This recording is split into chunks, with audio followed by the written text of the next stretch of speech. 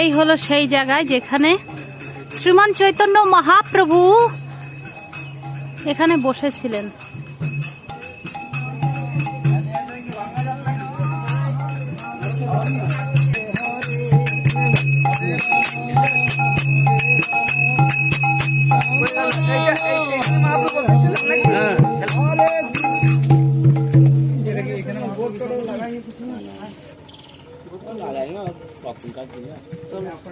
আর ওখানে নৃত্য করেছিলেন উপরে, হ্যাঁ, সেই জন্য কানাই নাটশালা বলা হয়।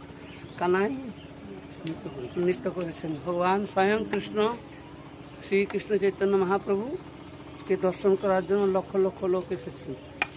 আর এখান থেকেই তিনি মানে আবার ঘুরে গেছেন। বৃন্দাবনে যাওয়ার তার ছিল, এখান থেকে বৃন্দাবন মানে না গিয়ে আবার সেই আমাদের যে রূপ গোস্বামী, সনাতন গোস্বামীর সঙ্গে দেখা করে ওই খেতুরিতে তারপরে গঙ্গা পাড়ি